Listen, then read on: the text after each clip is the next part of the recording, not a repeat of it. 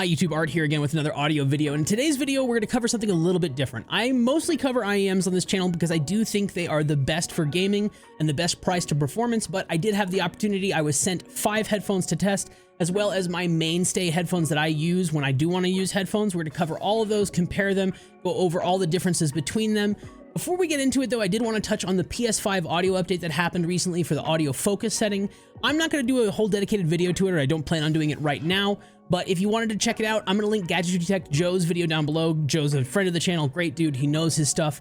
The short of it is you should run Boost Quiet Sounds, set it to weak, and run PS5 3D audio. But if you want to know more about it, his video will be linked down in the description below. The first headphones we're going to talk about today are the Kiwi Ears Ardors. These are actually one of 3 Kiwi Ears headphones that I was sent. They have done a lot of IEMs, but this is kind of their first venture into headphones. These are actually kind of more of a prosumer set. They are a Bluetooth headset primarily. They do have an aux cable on the bottom, so you can connect them to your amp.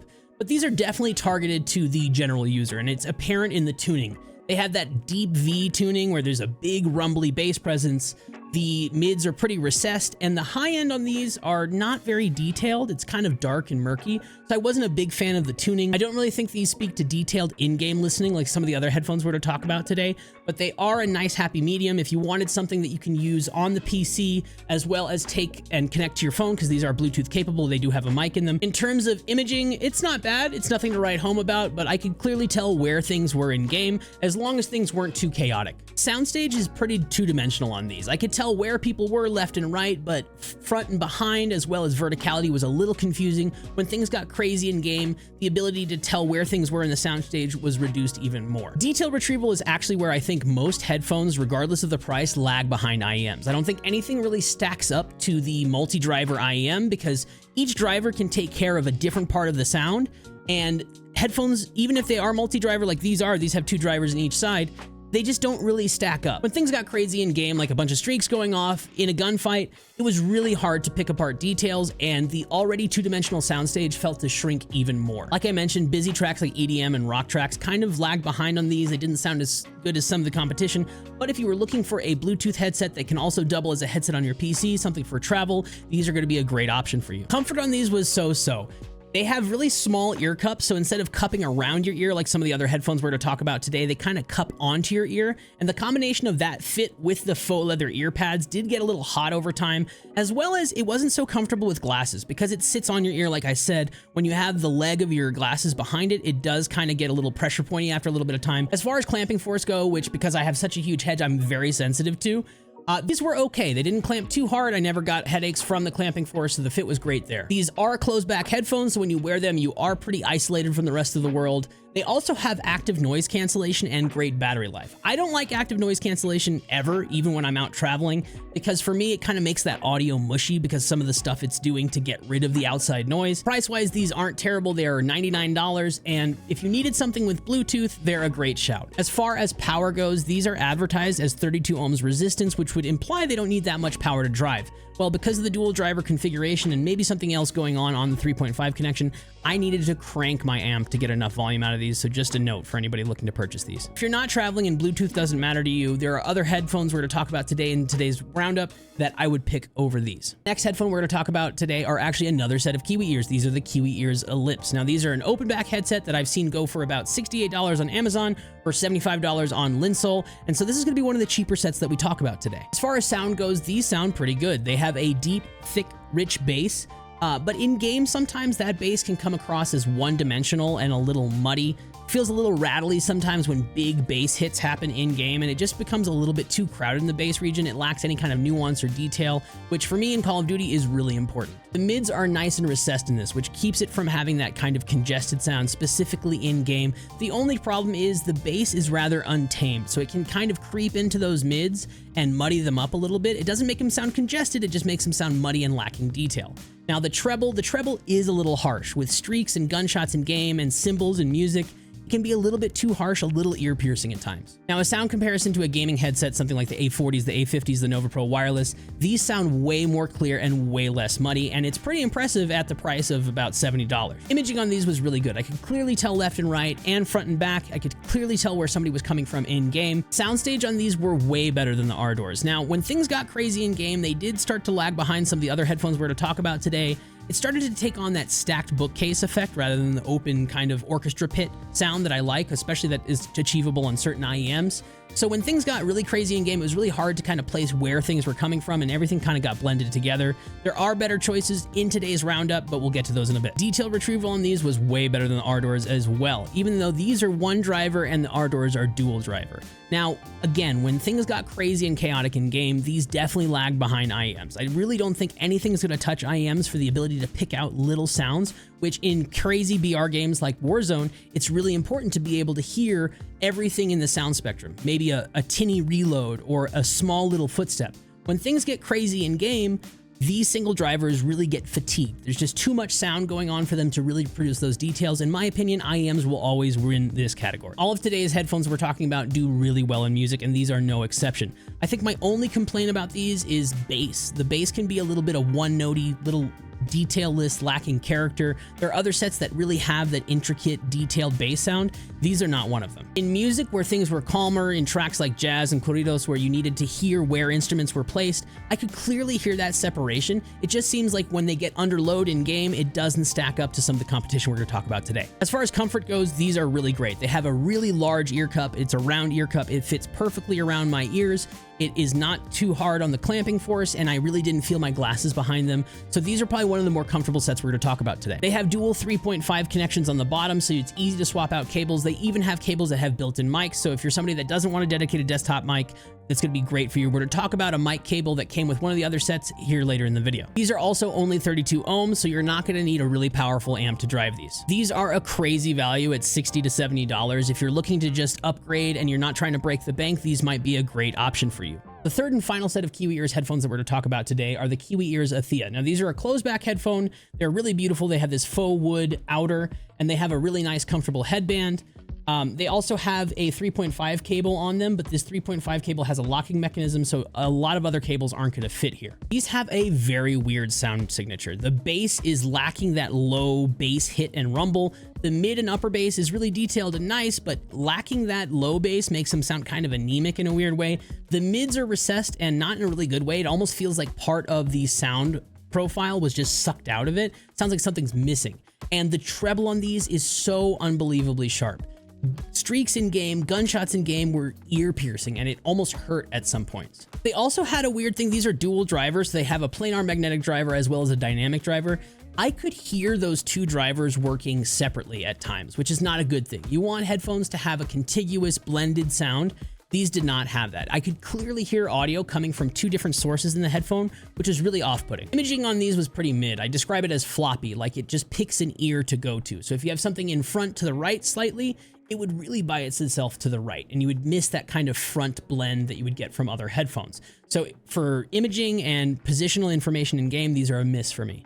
Soundstage on these was also pretty mid. You couldn't really place where things were because of that floppiness, and they really lacked that kind of open sound that I'd like to hear. Even in music, it was really hard to pick apart details, and I think it was just because it's so distracting hearing the two separate drivers sometimes, it could never blend it together in one solid sound. Because of those two drivers and that separation in sound, when you were trying to place an audio cue in game, it physically sounded like it was coming from a different place on the headphone, which made positional information really hard to pin down. Detail retrieval on these was the worst of any set we're going to talk about today. When things got crazy, that driver split sound would just create this kind of murky mush of audio. Didn't really sound like a contiguous sound like I mentioned before. And the same goes for music. When you listen to a busy track like EDM or rock, it just becomes this mush of sound, and it's really hard to pick out any kind of detail. Detail retrieval is not their strong suit. These are also 32 ohms. They were pretty easy to drive, even though they had two different drivers, and I didn't have to really crank my amp for them. Comfort on these was pretty good. The headband auto adjusting is really nice, like some of the Meze audio headsets I've talked about in the past. The ear cups weren't too small. They fit over my ears fine. The cable is a little weird. Like I mentioned earlier, that locking connection is going to make it hard to find another cable to fit in there. And they're pretty, but the sound just makes these a total miss for me. The other problem is these are $349, which is one of the most expensive sets we're going to talk about today. And for that price, I would expect a lot more, especially in the soundstage and detail retrieval department. Because they lagged so far behind in that, these are going to be a big miss for me. The next headphone we're going to talk about is actually another first headphone from a typically IEM company. Now, these are made by SIMGOT. These are the SIMGOT EP5s. Typically in the past, I've not been a big fan of SIMGOT's IEMs, but these are an exception. I really like how these sound. These are available anywhere from $85 to about $110 depending on what extras you want. They do offer a 7.1 USB DAC, which I wasn't really a big fan of. It doesn't offer discrete 7.1, so you can't use it with my tune. And the game audio enhancement settings that they offer on this were not that great. It is going to be super convenient for people on PS5 that want a USB sound card. It does have mic control and volume control on it, so that is really nice.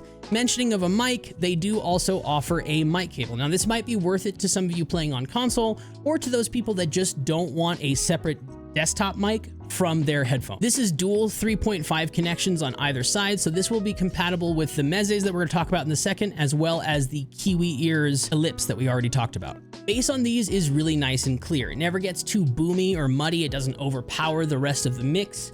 And it has a lot of detail and texture, especially compared to some of the other headphones that we already talked about, which make these a great option for Call of Duty because a lot of those footsteps cues are on the lower end. Mids on these are slightly recessed, not as recessed as some of the other sets we talked about today, and it's a nice warm mid sound, so it never gets congested. It just sounds nice and full.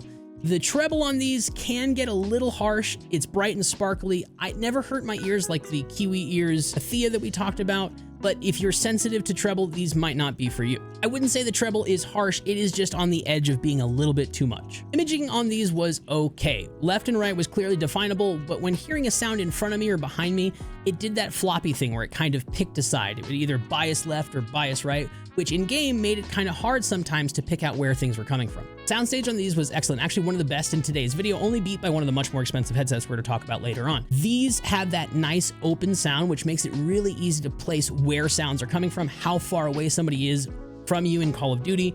And in music like jazz and corridos, it was really easy to kind of hear how far away instruments were. It really made you feel like you were in the room. Detail retrieval on these was also actually one of the best out of all the sets we're going to talk about today. It was only really beat by a much more expensive headset that we're going to talk about later on in the video.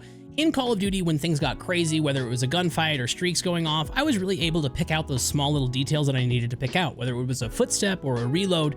These really held their own when things got crazy in game. The same is true for music. In really busy tracks like EDM and rock, they held up great. They never got that driver fatigue that some of the other headphones we talked about today suffer from. I'm gonna say it again, none of the headphones that we talk about today are really gonna stack up to a multi-driver IEM in my opinion. A multi-driver IEM has all of these tiny little different drivers that are all assigned a different part of the frequency, and because of that, they never really get crowded. You can hear every little detail across the sound spectrum. Headphones, these are single driver headphones. They just don't stack up to that kind of multi-driver construction. Comfort on these was really, really good. It's also like the Kiwi ears Ellipse. It's a big circular cup. It goes around my ear perfectly, not too hard clamping force, and the headband was adjustable. No discomfort there whatsoever. These are also a 32 ohm headset, which makes them very easy to drive. You don't need any kind of special amp for these. Like I mentioned, the price of $85 for just the headphone is really, really competitive. So if you're looking to upgrade from one of those gamer headsets onto a nice audiophile headphone, these and the Kiwi ears Ellipse are going to be a great option for you. Next is the Meze Audio AER105. Now these are their open back offering. You might remember a couple months ago, I'll link in the description below, I did a video on their 99 Classics, which are a much more traditional kind of bass heavy headset. These are not quite as bass heavy as that. These are open back, unlike those that are closed back, but these are compatible with their mic cable since they have a dual 3.5 connection on the bottom. As opposed to the 99 Classics, which were very bass forward, these are not. These have a very tamed bass response. It's nice and detailed, never gets bloated, never overwhelms anything, but it does lack a little bit of that thump and body in bass that I really like in headphones. Mids on these are nice and warm and much more forward than any of the headphones that we're going to talk about today. They never get to that congested point where it just kind of feels like a nasally sound in your ear, which makes these really, really nice for vocal forward music. But in game, it did lead to a little bit of overwhelming crowding, which we'll talk about here in a second. Treble on these is excellent. It is very tamed. It is very natural sounding. I never have issues with sibilance where it hurts my ears when gunshots are going off or cymbals in music. These are really nice in the high end. Imaging on these is okay. It has the same issue as some of the other headsets that we talked about today, where sounds kind of pick a side. So if something's in front of me to the left or to the right, it kind of picks one of the ear cups to go to. Makes it sound very two-dimensional or linear, which is fine for music, but in game, it made it hard to place audio cues sometimes. Soundstage on these was very nice and wide and calm music like jazz or corridos, but as soon as I got into EDM or rock, where a lot of stuff was going on, it was really easy for these to feel really crowded. I think it's because the mids are so forward. Even though vocals were really nice on these, the mids being so forward just added so much sound, it was really easy to feel overwhelmed.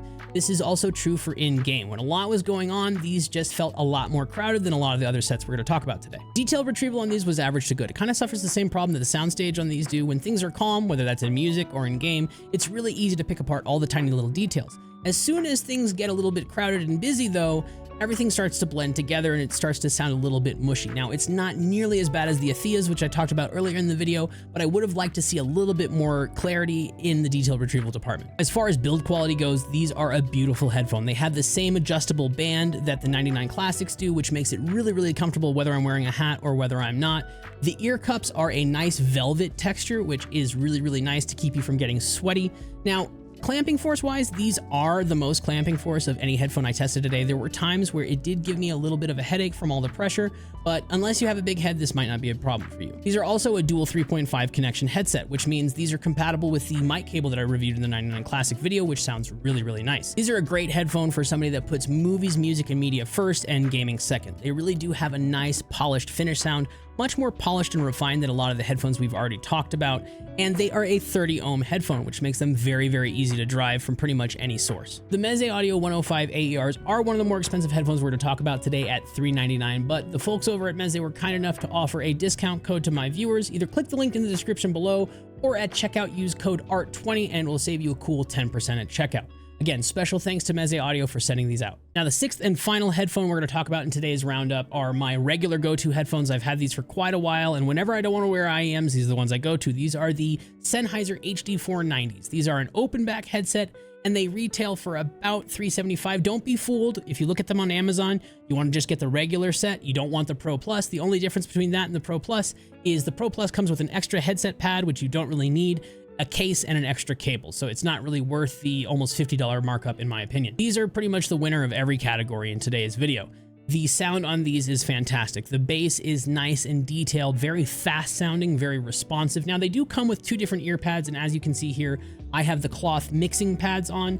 These provide a more analytical sound, more detailed sound, whereas the velour pads that they ship with are a little bit more immersive, a little bit more rich, and they're made to hear the sound as a whole, making it a little bit harder to pick out details. I highly recommend running the cloth pads on these. The mids on these are not too forward, they're not too recessed, they just sound very realistic. Like the bass, it sounds really fast, really reactive, really detailed, really easy to pick out details in the mid-range, and it never even gets close to sounding congested. Treble on these is no exception. It is near perfect. It has tons of resolution, tons of texture, tons of detail, never comes close to sounding harsh.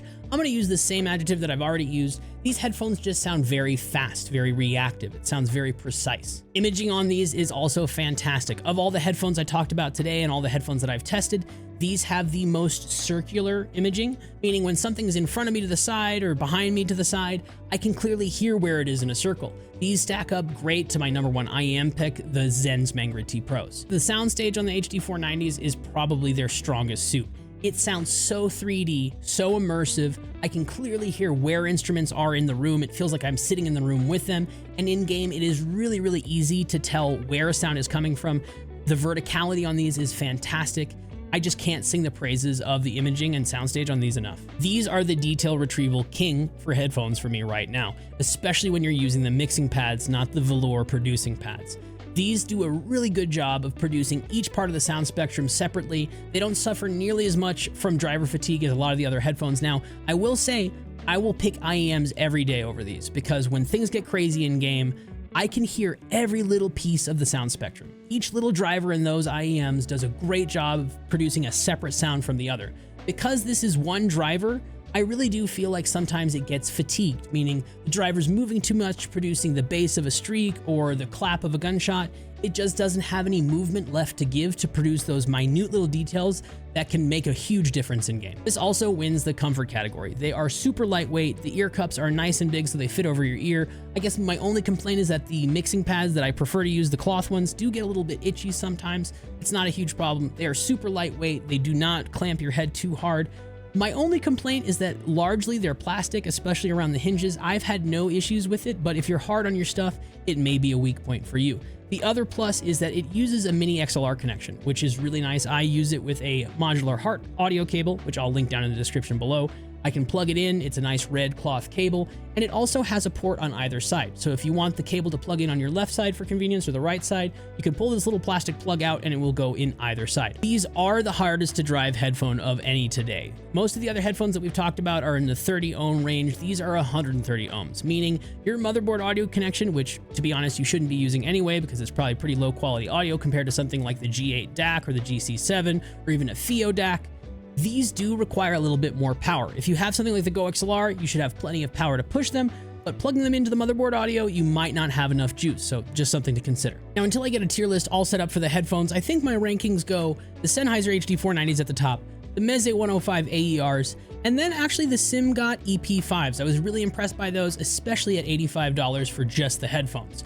Now, as I mentioned repeatedly in the video, nothing really comes close to the resolution, the detail retrieval, and just the nuance that a nice set of IEMs like the Zen's Mangra T Pros, which are my current #1 pick, those are capable of. I think the multi-driver IEM system, with just its ability to produce a different sound across all of the drivers, really takes the cake, especially in competitive gaming. I've been sitting on this video for a long time, so I'm really glad to get this out to you. I just wanted to make sure I had enough playtime, enough music time on each headphone to give you all an accurate review. Again, special thanks to Linsol for sending out the Kiwi ears and the SIMGOT headsets, as well as Meze Audio for the 105 AERs and giving that discount code to my viewers. I'll link all of these headphones down below, and in the coming days, I will create a tier list for headphones that I will continually add to. That will be updated in the description when it's ready. Y'all can always catch me live testing audio, testing IEMs, testing headphones in Call of Duty over on twitch.tv/art_is_war. In the coming videos, we will have more IEM reviews. I've got a ton more to test, so make sure you're subscribed with notifications on so you know when I upload those. And until the next video, I'll catch y'all later. Peace.